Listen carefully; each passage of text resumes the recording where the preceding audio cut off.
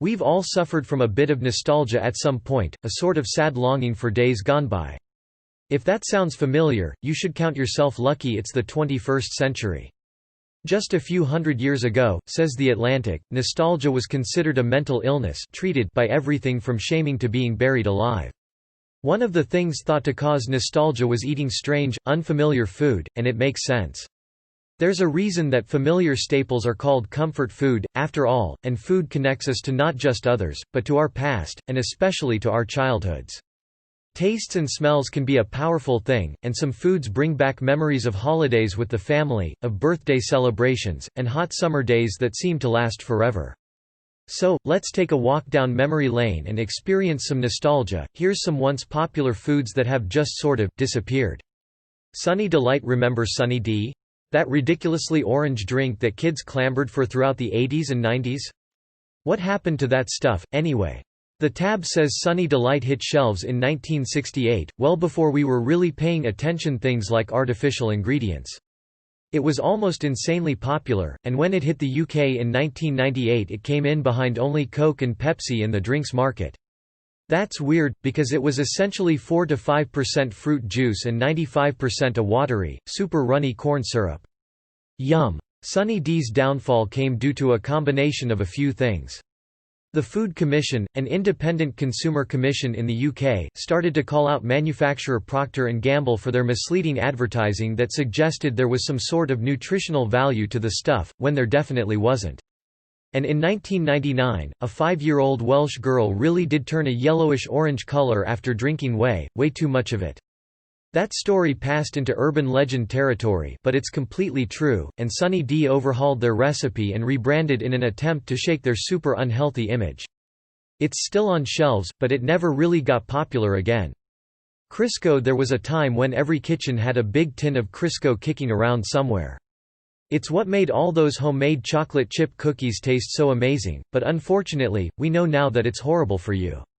It was just partially hydrogenated vegetable oil processed into a solid, which means it was pretty much a bucket of trans fat. Crisco has changed their recipe since then, says NPR, but it hasn't reclaimed a place in our kitchens. Part of the reason for the fall of Crisco is likely the massive shift in how it's been portrayed. NPR says it was first marketed as a super healthy alternative to lard, and even through the 1980s it, and other trans fats, were promoted as much healthier than saturated fats. All that changed in the 1990s, when we started to realize just how bad trans fats are. Even though the Crisco of today isn't the same as the Crisco of the 80s, it's hard to recover from the devastating findings that your healthy wonder food is slowly clogging your customers' arteries. Pudding Pops. Pudding Pops were pretty much the perfect treat for those hazy, lazy days of summer vacation. You can't find them today, though, so, what happened? Surprisingly, the disappearance of these doesn't have anything to do with the meteoric downfall of the once beloved celebrity spokesperson who made them famous, Bill Cosby. Culinary lore credits Cosby and JellO's 1980s marketing campaign for their huge popularity, and in the first year they logged $100 million in sales. That tripled in the first 5 years, but the company quickly realized that big sales don't necessarily translate into big profits. The problem was that JellO didn't have much experience in the frozen foods business. Producing and distributing a frozen product like Pudding Pops added a ton of overhead that the company could have avoided by sticking to dry products like JellO packets. With profit margins tight, JellO discontinued the product in the early 90s, before licensing the rights to Popsicle in 2004. After that, they became Popsicle-branded JellO Pudding Pops, with an entirely new recipe and a different shape that people just weren't as fond of. Eventually, the new version was also discontinued and JellO Pudding Pops vanished from our shelves for good.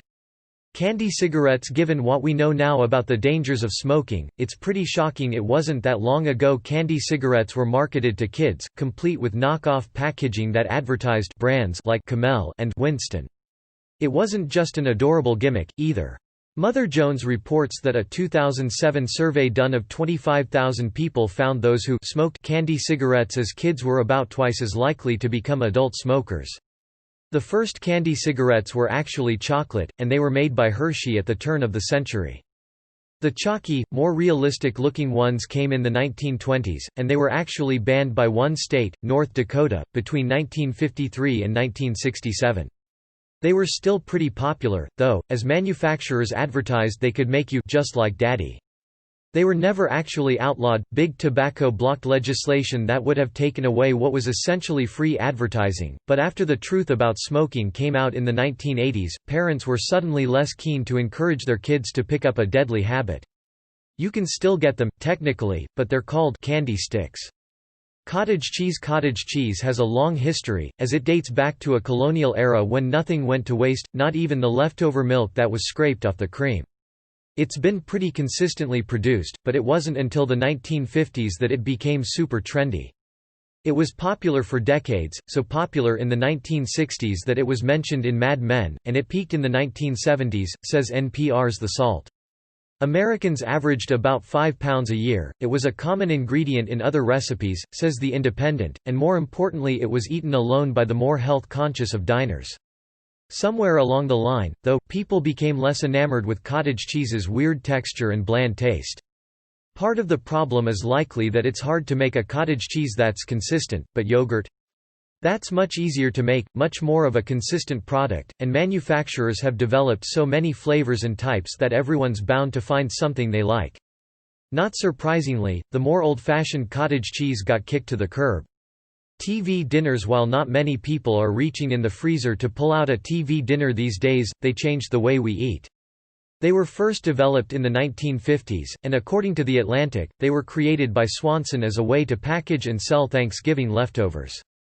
There's another part of the story, too. The BBC notes they were the brainchild of bacteriologist Betty Cronin, who was inspired by the search for a way to keep business high after the need for supplying wartime rations to the troops ended. They ultimately kick-started our love for everything pre-wrapped, already prepped, and simplified, but then a weird thing happened. Swanson sold 25 million meals the first year their TV dinners hit the shelves, and sales steadily climbed until 2008. That's when sales dropped with such startling speed that Nestlé was ready to unload their frozen food division, valued at around $400 million. Since then, sales have continued to drop or remain flat, and with more and more people valuing freshness over convenience, it seems as though the day of the TV dinner has passed. Congealed salads, which are basically everything and anything from fruit and vegetables to fish and meats encased in jiggly JellO, were popular for a long, long time. The basic idea has been around since medieval Europe, when it wasn't JellO, but gelatin made from calf feet. Serious Eats says there are a few reasons they were popular. They were a practical way to use leftovers, they were versatile, easy, and mess-free, and by the time World War II rolled around, they were a bit of deliciousness in the face of rationing. The Daily Meal adds they were also a bit of a status symbol, because if you could afford the refrigerator you needed to make it, you were doing pretty well. They stayed so popular that by the 1960s, JellO released savory flavors like mixed vegetable and celery, but once we moved into the 1970s, congealed salads started heading out. Part of it was convenience, they're actually pretty time-consuming to make, and part of the reason was because even then, we were trying to cut back on sugar. You can still find people making JellO salads, as they've managed to stay in vogue, particularly in Utah. For the rest of the country, not so much. Orange juice. For decades, fruit juice was an important part of almost everyone's breakfast. In recent years, however, breakfast had changed. In 2014, Quartz reported orange juice sales were particularly hard hit, sinking about 40% over the previous 15 years. 3 years later, they were reporting the trend was continuing in America and in Europe. That's a huge difference from the previous decades. For around 50 years orange juice was present at most breakfast tables. At its peak, an average of 75% of American households had orange juice in the fridge all the time. The drink's heyday started after World War II, when scientists finally discovered how to process it and get it to your table while making sure it still tasted like oranges. But in the late 1990s, price increases due to insect blight, a decline in the number of people who eat breakfast, and an increased awareness of just how much sugar is in orange juice, started a steady decline. That's presenting some serious problems for Brazil, who produces most of the world's oranges. The decline is so bad that they're looking elsewhere for what they can do to fill the void, and that speaks volumes as to just how out of love we've fallen with this one-time favorite. Kool-Aid. Remember making Kool-Aid on a hot summer day? It was so easy, even the youngest kids could do it. Just dump a ton of sugar into some water, add the packet, and done. It is any wonder we've kind of gotten away from this super sugary, artificially colored drink. There was something else that caused the fall of Kool-Aid, too, and it has nothing to do with sweetness. In 1978, Jim Jones and his followers were front and center in one of the most horrific cult massacres of the century. According to The Atlantic, more 900 people died after drinking a toxic mixture Jones gave them. It was poison, and it was also grape flavor aid. No, it wasn't Kool-Aid, but the tragedy gave rise to the saying, "Don't drink the Kool-Aid," which is basically a warning not to blindly follow leaders that are anywhere from misguided to maniacal. Forbes says the association, even though it's completely wrong, between the Jonestown Massacre and Kool-Aid did some serious damage to Kool-Aid's reputation, and it's one of the heartbreaking reasons you probably don't keep this in your cupboard anymore. Sloppy Joes. If you completely forgot this childhood favorite even existed, you're not alone.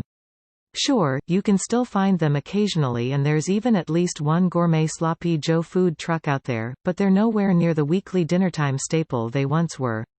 Eat a Sandwich took to social media to try to find out just when was the last time someone had a Sloppy Joe, and answers varied but hovered around, sometime in the 1990s. No one really knows why they fell off our dinnertime radar, especially considering that many people that were asked remembered them as tasting pretty good. There were a ton of theories, though, and many are legit. It's possible it's a health thing, and they're just too high in sodium for people. The name might be turning people off as adults, and they haven't been targeted with the same kind of makeover foods like grilled cheese have. One response was the simple, straightforward, because we're not 11. Ambrosia salad. Think back to almost every backyard barbecue, cookout, and family reunion you went to as a kid. There were at least a few dishes of ambrosia salad, weren't there? There are a ton of ways to make them, but most involve JellO, whipped cream or Cool Whip, cream cheese, and chunky bits from pineapple and oranges to coconut and pecans. Sounds interesting? Serious Eats says ambrosia salad dates back at least to the late 1800s, and adds that it likely became popular because at the time, all those ingredients were special, exotic treats. It became linked with Christmas traditions, and it just sort of stuck around in the South. While there's a small portion of the population, again, mostly in the American South, that is trying to give ambrosia salad a makeover and repopularize it, NPR found many people are just happy this weird stuff is going the way of the dodo. Tapioca pudding. There's a good chance you forgot that tapioca pudding is even a thing, right?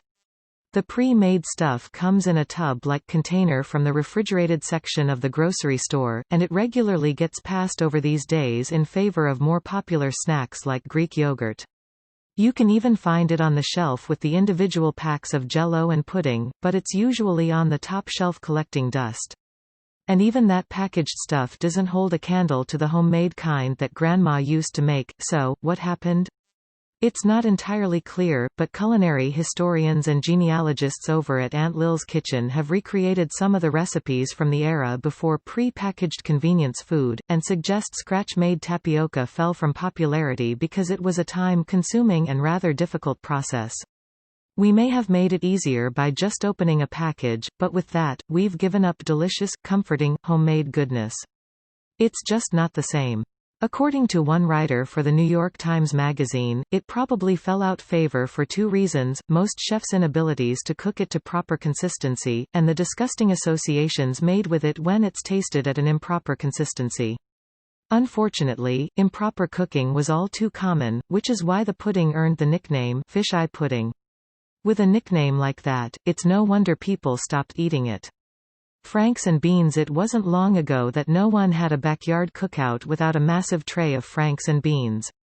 People took it seriously, too. New England nostalgia. In New England Living Today had one writer reminiscing about how important it was to get the beans just right, calling it the secret of not only a great supper, but of a marriage as well. Click Americana looked back at some recipes from the 1960s, and they weren't just for casseroles, they were for sandwiches, too. Franks and beans were easy, affordable, filling, and delicious, so why aren't they a mealtime staple anymore? There might be a few reasons, and one is just that there are so many other ways to eat hot dogs. Food Republic put together a chart of all the different ways people eat hot dogs, and Franks and Beans can't hold a candle to some of them, like Memphis's bacon-wrapped dog. In fact, it didn't even make the list. That should tell you a lot about how little this dish is even thought about these days. We're also a little more aware of the consequences of sodium these days, and the University of Wyoming notes that canned beans and hot dogs are both pretty high in sodium. Maybe it's the health-conscious crowd that's taken this tasty staple away? Hi-C, the ever-popular, ever-coveted Ecto Cooler, was finally discontinued in 2001 after an impressively long run, aside from a brief reappearance for the Ghostbuster reboot. But as much as we all miss the Ecto Cooler, we're still not buying many of the juice boxes Hi-C carries. Business Wire says sales of kids' beverages have been on the decline since at least 2008, and there are a few reasons for that. Healthy Children warns parents about the sugar content in kids' drinks, and one little box of Hi-C Wild Cherry contains 27 grams of sugar. That's more than the American Heart Association recommends for an adult woman have in a whole day. And Romper points out they're not exactly environmentally friendly, either. A juice box can take 300 years, at least, to disintegrate, and anyone who wants to set a good example for their kids is opting for reusable containers. McDonald's had a hand in forcing us all to stop drinking Hi-C, too, more accurately called Hi-C Orange Lavaburst, when they decided to stop carrying it in 2017. Business Insider says social media was outraged, but adds that McDonald's doesn't care what you think. Bubble tape. You still probably remember some of the most popular bubble gums you traded with your friends and had taken away quite a few times, even if you've outgrown them. Like bubble tape. Who's going to whip out a roll of bubble tape at the office? You totally should and could, though, because you can still buy it under the name Hubba Bubba Bubble Tape. Even more surprising is the fact that fruit stripe gum is still around, too. It's not easy to find, but if you're in the mood for a bit of gum that's full of the same short-lived flavor you remember but still love, it's out there. So is Bubble Yum, the super sweet, super fruity gum that suffered briefly from the strange rumor it was made with spiders' legs and eggs. Snopes confirms it's not true, if you needed clarification. It's understandable but sad that we don't enjoy these fun gums anymore now that we're adulting, but even the kids aren't chewing these gums much. What happened here? It's likely these 80s and 90s favorites were pushed aside when we realized sugar-free gum wasn't terrible, and that we could chomp away without giving ourselves a side of tooth decay. Awful. When we talk about awful, we're talking about some of the dishes your grandparents and great-grandparents probably survived on. Those are things like liver and onions, steak and kidney pie, tripe, and sometimes even brains. We don't really need to say why these fell out of fashion, right? They're absolutely not in line with almost anything in today's palate, and the idea of eating kidneys is just, well, gross. But offal was a staple during times when nothing went to waste, and was popular more recently than you might expect. According to The Atlantic, there was a huge push during World War II to make eating offal standard American fare. Times were tight, meat was rationed, and a huge amount was going overseas to feed Allied troops. On the home front, the government recruited the help of social psychologists to help make offal more appealing to the masses, and it worked. Kind of. That's probably why your grandparents stirred kidneys into stews, but it's also likely that once we had abundant access to things like hamburgers and steak, we quickly abandoned the inner icky bits.